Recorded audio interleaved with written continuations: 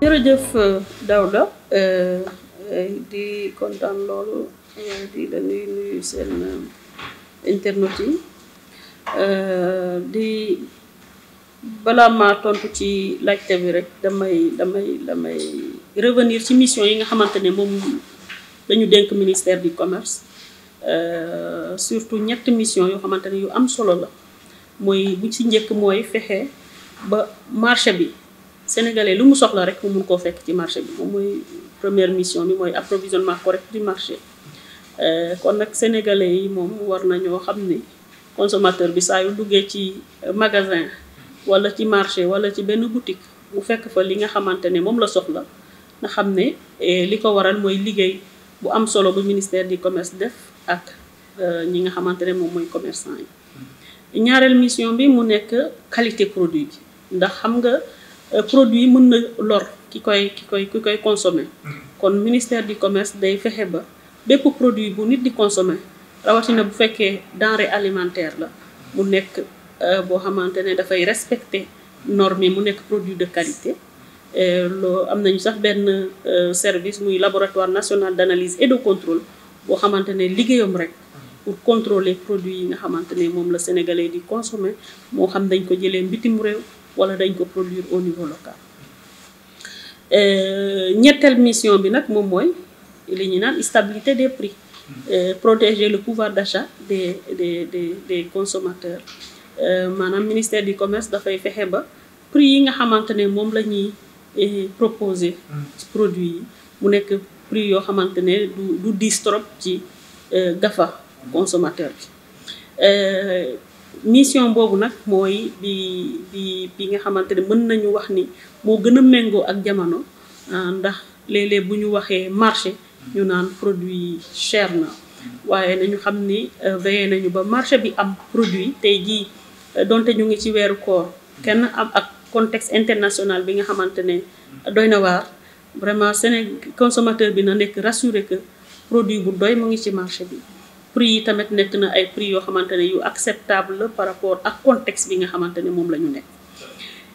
Gouvernement du Sénégal nag décidé woon ci instruction président de la République wàññi prix yi ci février 2022 mu am liggéey gu am solo boo xamante ne ministère bi mu ngi koy def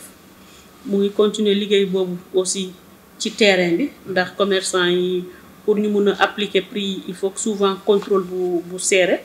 donc tey fu ñu toll nii plus de 12000 établissements visité nañ ko waaye ci 12000 yooyu nag am na ñoo xamante ne respecté wuñu si prix yi ñu ngi ciy compter lu toll ak ay plus de 1000 personnes yoo xamante ne dañ leen a verbaliser. waaye tamit leneen li ñu seetlu ci marché bi mooy yenn produits yi effectivement prix bi des nañu ko néew na li ñu koy appliquer ci ay raisons yu bari nag moo ko expliquer xam nga bi président jëlee décision boobu wàññi prix yi am nga décision bi ñu ci jël pour ñëw jàppale commerçant bi ci loolu mooy suspension droit de douane yi am na sax ay produits yoo xamante ne fayatul sax benn droit de douane waaye à côté am na ñoo xamante ne balaa décision bi la veille par exemple dugal nañu seen produit fay nañu ay droit de taxe donc ñooñu amoon nañu problème pour ñu mën a jaay produit bi ci prix bi ñu fixé président de la République jox ñu ndigal ne nañ leen rembourser li nga xamante ne ñoom loolu la ñu fay donc diggante boobu xam nga xaalisu état moom neexut a génne donc liggéey bi ñu ci doon def rek boo xaawoon na tax commerçant yi xaaw a hésité pour dugal quantité bu bari ci marché bi te marché moom bu quantité bu bari nekkulee bu quantité bi feesul bëtu ñiy jënd rek boo moytuwul prix yi day daal di yokk donc loolu moo am ci marché bi. non marché bi moom il est très bien approvisionné ndax aussi boo xoolee ñi nga xam dañuy seetlu bu baax marché war nañu gis ni depuis une semaine ba peut-être 10 jours évolution bi baax na ndax bi ñu demee ba teg yoon bi yëpp nan la ñuy fayee gars yi commencé indi seen documents yi vraiment gis nañ ni léegi affaires yi mettre en place xam nga commerçant moom nombre d'affaires moom bu ñu ko rassurer rek moom day mën a agir bu baax ci marché bi donc bu ñu concrétiser moom xam naa incha allah situation bi dina stabiliser wu vraiment ba objectif gouvernement bi mun na ko atteindre. d'accord kon xel mën na daal si weeru koor bi di nekk. incha allah weeru koor gi waaye sax li après weeru koor gi incha allah li ñu am ci disponibilité produit vraiment mën na couvrir suñuy besoin waaye di wax ni tamit ñu ngi ciy liggéey ak commerçant yi pour à chaque fois rek ñu réeroow ñu daal dañuy waxtaan pour que saa ñoom ñu jànkontelee ak jafe-jafe rek état jàppale leen mun leen apporter solution lépp rek pour ñu joxante loxo fexe ba lépp lu sénégalais mën a soxla mu mun a nekk ci marché bi.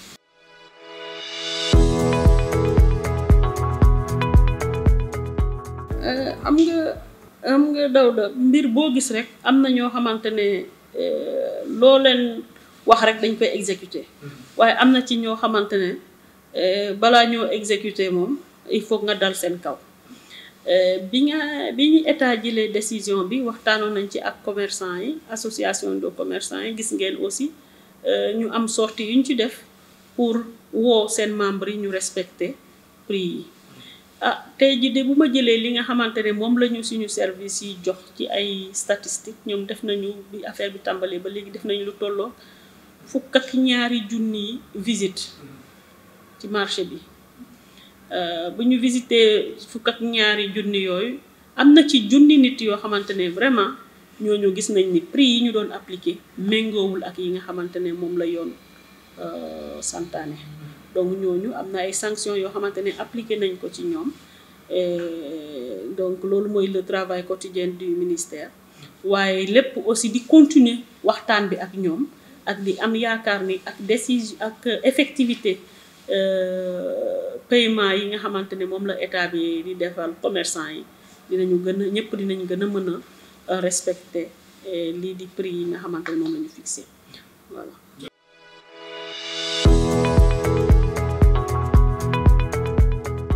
waaw xam nga tey jii en réalité mënuñu wax réellement pénurie de gaz parce que gaz bi am na mais certes il y a li ñuy wax tension bi li ko indi moom mooy am nga bu njëkk boo yoree sa bonbonu gaz boo demee ci boutique bi di jënd gaz munoo jël lu dul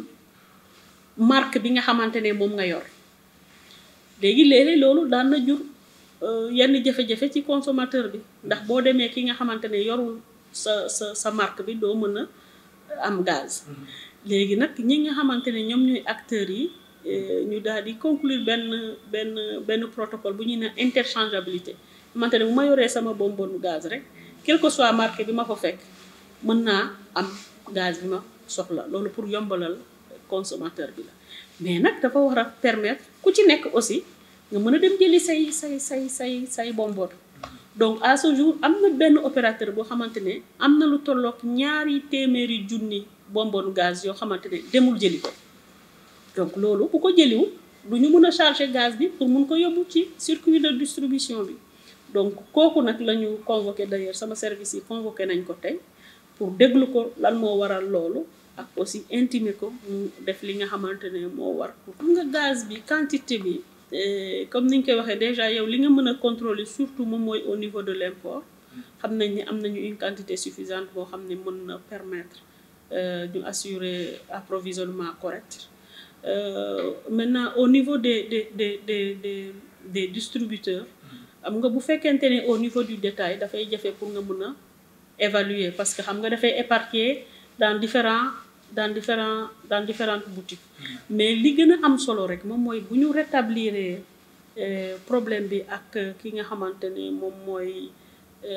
opérateur bi demul jëli bonbonne mi rapidement situation mën na rétablir ou revenir à la normale.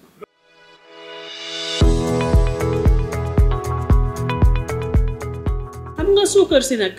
am nañu benn industrie mooy CSS buy produit du sucre fan yële bi ñu defee situation bi ñu ngi amoon lu tolloog 46,000 tonnes doon xaar tamit ci fii ak mois de mai beneen 46,000 tonnes te comme boo xaymaa suñu consommation mu ngi tourner autour de 18,000 20,000 tonnes un peu plus ci période vraiment Ramadan donc mën nañu jàpp ni quantité yi nekk ci marché bi mën na doy fii ak 3-4 mois incha allah. waaye jafe-jafe yi nag noté nañ ko ci disponibilité sucre bi ci détail, c'est-à-dire non CSS moom am na suukar waaye parfois da ngay dem au niveau du détail dans certains quartiers da ngay remarquer ni am na tension ci disponibilité sucre bi te loolu lu muy indi moom mooy prix yi nga xamante ne moom la ñu fixé par arrêté ñu bëri duñ ko respecté ndax tey jii boo xoolee li ëpp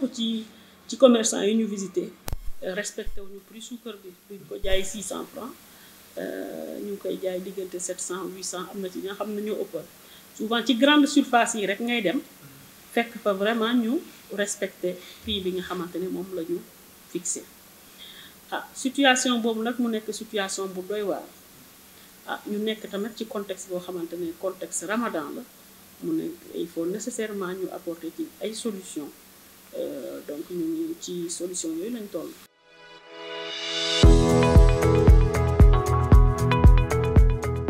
xam nga CSS en tant que entreprise dafay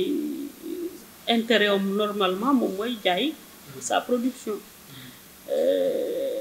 donc ñun tey ji solution yu ñu fi gis parce que situation tension bu amee boo bëggee ñu respecter prix bi ñett option nga am bi ci njëkk mooy nga gën a contrôler gën a sanctionner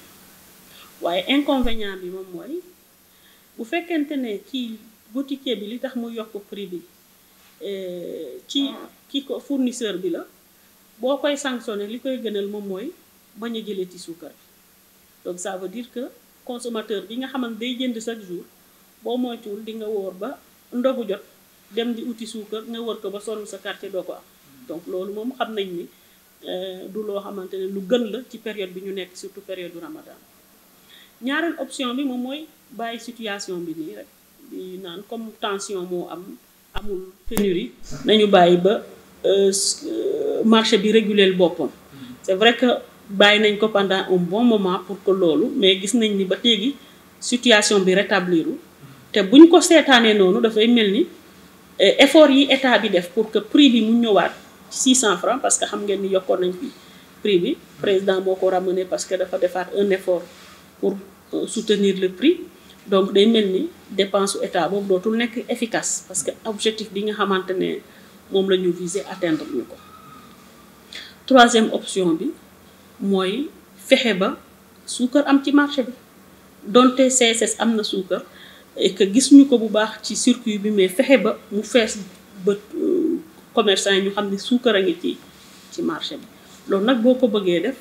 non seulement il faut ñu inciter CSS mu jaay ñu ngi koy def waaye aussi il faut ñu permettre une partie du sucre bi nga xamante ne moom la ñu importer mu dugg ci marché bi rawatina boo xoolee disponibilité bi daaw bi gap bi amee gap production bi mu amee ñu estimé woon ko je pense autour de 60 000 tonnes am na ñu bëri ñoo xamante ne jotu ñoo importer seen suukar bi parce que suukar bi dafa cheroon donc am na lu toll ak 15 à 20 000 tonnes yoo xamante ne ñu ngi ko waroon importer daaw importer wuñu ko donc gap boobu bokk na ci li tax perturbation bi dab ñu ci marché bi donc moo taxoon ñu ne ñi nga xamante ne amoon nañu quota pour importer loolu nañ leen bàyyi ñoom ñu dugal seen suukar sur le marché bu ko defee ñu mën a rétablir situation bi.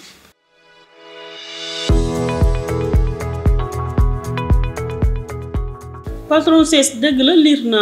naa un peu son intervention di wax ni xam nga ñun en tant que ministère du commerce et des paiements nga xamante ne dañu war a gérer lu ñu naan le pouvoir d'achat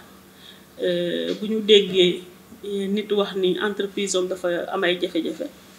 ñun nag daf ñuy métti parce que nag bu ñu sañoon benn entreprise du am benn jafe-jafe ndax ay sénégalais surtout ñoom ñoo ciy liggéey ay borom kër ñoo ciy liggéey. Entreprise bu amee jafe-jafe mën nañoo ñàkk seen liggéey kon ñun loolu lu ñu neex waaye lu ñu bëgg a wax foofu tamit lu ñu mën a wax foofu mooy bu fekkente ne CSS am na ay jafe-jafe xëy na war nañu mën a ut raison yi tax feneen fudul ci DIPA yi lan moo tax ma wax loolu nga man ñu ngi ma nommé ci boppu ministère bi en 2019 en 2019 boo xoolee li ñu autorisé woon gab bi mu ngi toll woon ci 30 000 tonnes 30 000 tonnes yooyu 10 000 tonnes yi CSS moo ko importé te en 2019 amul déggoo benn coow ci wàllum suukar bi en 2020 ñu autorisé 60 000 tonnes si 60 000 tonnes boobu CSS importé na si bu ma juumul lu toll ak 20 000 tonnes li ci des la commerçant yi importé dégg la amoon na fi coow noo suukar bi ñu dugal bëri na bëriwul nangam mais jàlloon nañ ci situation bi en 2021 maa ngi lay wax ni li ñu prévoir woon ci gab jotuñu ko importé ndax dafa amoon prix dafa yokkoon au niveau international ba CSS ci boppam moom li quota bi ñu ko njëkkoon a jox yokkaat na ci 15 000 tonnes moom maanaam ñeneen ñi commerçant yi ñoom jotuñoo importé lépp lu ñu soxla liñ leen joxoon waaye CSS liñ ko joxoon daf ci yokkaat 15 000 tonnes kon nag 2021 moom au contraire amul encore benn jafe-jafe kon bu ñu jógee ci loolu bëgg a wekk jafe-jafe CSS ci DIPA man daf may jaaxal ndax gisuma rapport bi nga xamante ni moo ci nekk par contre délivrance LIPA bi dafa am un lien ak approvisionnement marché bi nee naa la ñun suñu première mission moom mooy fexe ba marché bi sénégalais bi bu jógee di dem di jëndi produit bu mu fi nekk di ko wër bu fekk produit bi mu soxla et donc loolu CSS na bu approvisionner marché bi rek ñun du ñu am benn soxla pour ñeneen ñi mën a introduire beneen produit concurrent mais bu fekkente ne marché bi approvisionné wuñu ko te ñu gis effort yi nga xam ne état bi def na ko dafay jaadu vraiment consommateur bi intérêt am aussi ñu mën ko préserver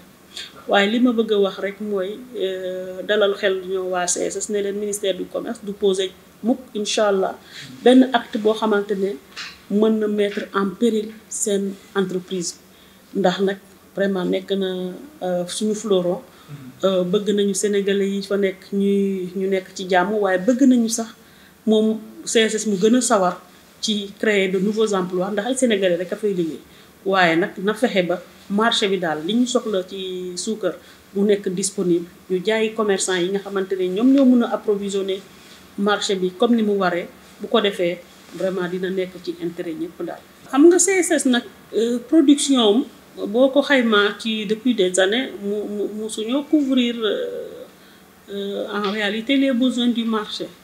ndax boo xoolee quantité yi nga xamante ne moom la ñuy produire mu ngi tourner autour de 140 000 tonnes par an te boo xoolee ñun suñu consommation nee nañ li ci gën a néew 18 000 tonnes la waaw te li ci gën a bëri nag day dem ba ay 20 000 am lu ci teg donc boo jëlee 20 000 tonnes boo ko multiplier par 12 mois xam nga mu ngi nekk 240 000 tonnes donc gis nga gab bi loolu moo tax nag chaque année boo xoolee souvent mois de mai bi ci la ñuy arrêté dinañu bind lettre wax ñu gab bi ñu autoriser gars yi importer mais importation boobu yëpp moom daf ci am wàll dafay am toujours wàll boo xamante ne moom moo koy importer bi ci des nag commerçant yi aussi ñu mën a importer.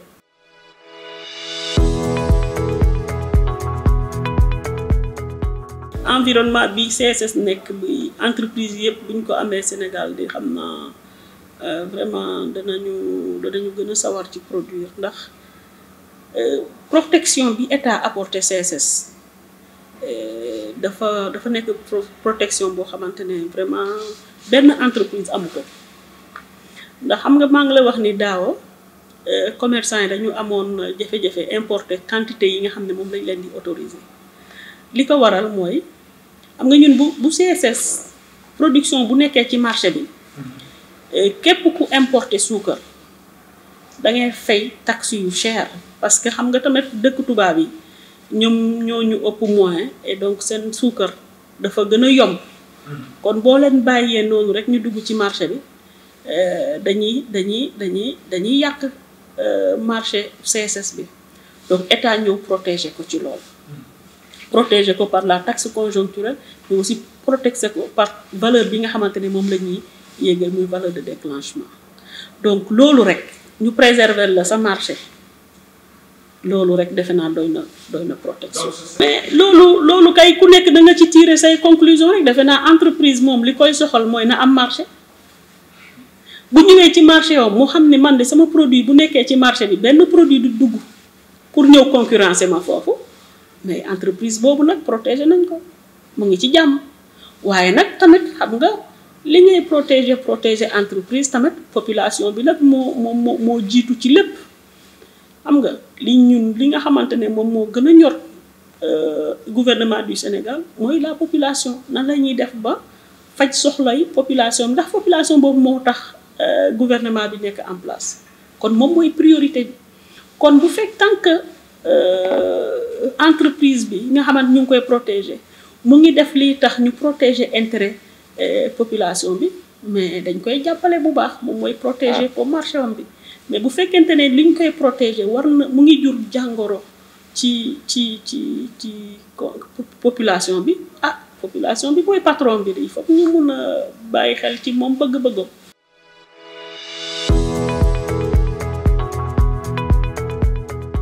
wax dëgg yàlla demoon nañ ci élection locale yi amoon yaakaar lool nag parce que ñun suñu engagement bi foofu affaire suñu candidature dafa nekkoon candidature portée même par les populations waaye lépp li nga xamante ne moo nekkoon ci wàllum projet bu ñu leen waroon proposer dafa nekk projet boo xamante ne dañ ci liggéey ak population yi ndax xam ngeen fi ñun créé nañ depuis le mois de mai passé li ñu naan le dialogue de Kër Massar mu nekk occasion yoo xamante ne waa Kër Massar dañuy ñëw waxtaan wax lan la ñu xalaat ci Kër Massar seen i jafe-jafe ak yan solution lañ ci war a mën a apporter donc ñu envoyé ay jeunes aussi ñu dem ci terrain bi seeti famille yi ku nekk nga wax daal li nga xalaat parce que dañu bëggoon vraiment projet boo xamante ne waa Kër Massar ku ci nekk rek da nga ciy gis sa bopp ba ñu amee suñu projet municipal tamit présenté nañ ko ku nekk nga comprendre loo xamul nga laajte donc vraiment nekkoon na loo xamante ne projet la boo xamante ne man la en tant que candidate Assome Diatta ak population ñun ñoo ko concevoir ensemble mu nekkoon benn projet boo xamante ne ñun ñëpp ñoo ko waroon porter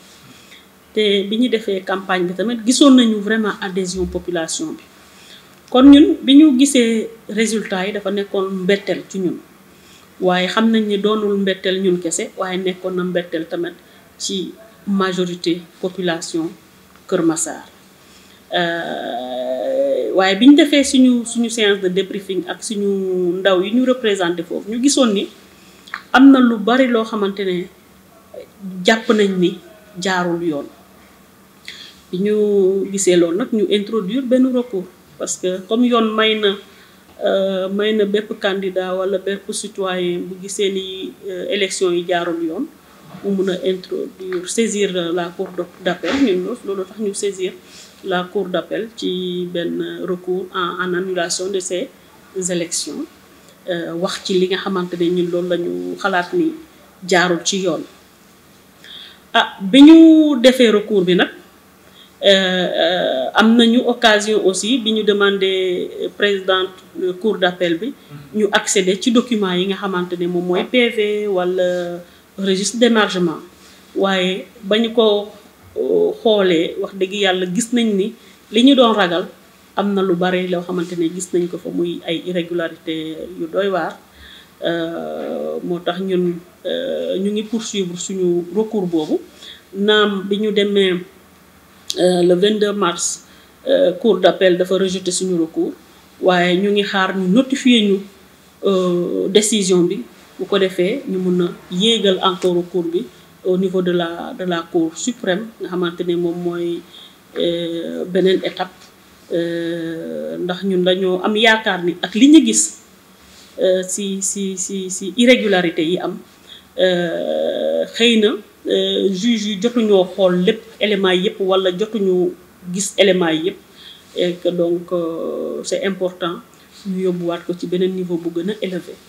ndax li ëpp solo moom mooy démocratie Sénégal donc démocratie Sénégal dañ ko war a gën a dëgëral te te pour nga dëgëral ko il faut que ñu respecter règles yi nga xamante ne moom la ñu teg maa ngi doon wax fenn rek ne leen règle yi nga xamante ne moom la code électoral def mooy njàpp rek ci julli xam nga boo jullee te jàppuloo sa julli bi du baax kon nag bu fekkente ne règle yi respecté wuñu ko scrutin bi mënul nekk un scrutin sincère te scrutin bi bu sincère lañ ko war a annuler ñu loolu lañ ci jàpp.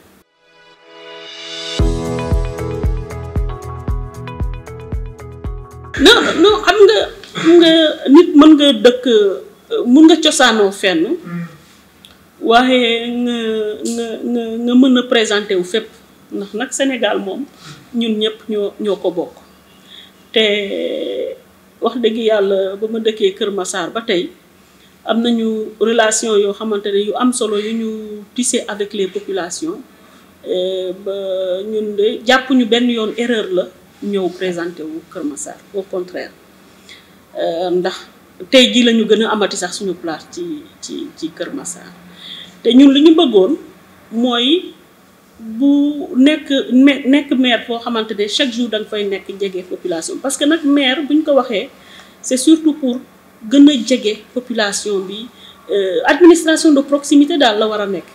kon bu fekkente ne man dama dem présenter wu Ziguinchor nekk fa maire ba pare maa ngi di liggéeyee Dakar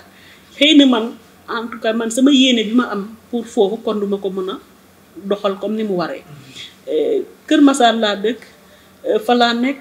am fa sama kër sama njaboot nekk fa bu ma sañoon benn gox du gën Kër Massar te loolu lu ñu ci doon mën a dimbali mooy occuper woon fonction yooyu de maire de la commune de Kër Massar ba nga xamante ne lépp luy yéene bu ñu am pour la population ñu mënoon ko fa doxal donc looloo taxoon vraiment ñu jugé woon utile bi ñu population bi aussi sollicité ñu présenté wu ci élection mais nag élection moom boo ci demee c'est comme kuy dem ci làmb rek léeg-léeg mën nga gagner comme mën nga perte kon bu fekkee da ngaa ragal a perte jarul ngay dugg ci làmb politique bi waaye lu ñu ci bëgg rek mooy bu nit di gagner it wala mu perte mu nekk ci dëgg ndax dëgg rek moo yor avenir bu dëkk te bëgg nañ bu baax suñu dëkk bi di Sénégal vraiment ñu gën a dëgëral fii démocratie bi te loolu mënuñu ko am lu dul règle yi nga xam ne moom la ñu fixé ñu ne nii la war a demee ku ci nekk rek nga mën koo respecter.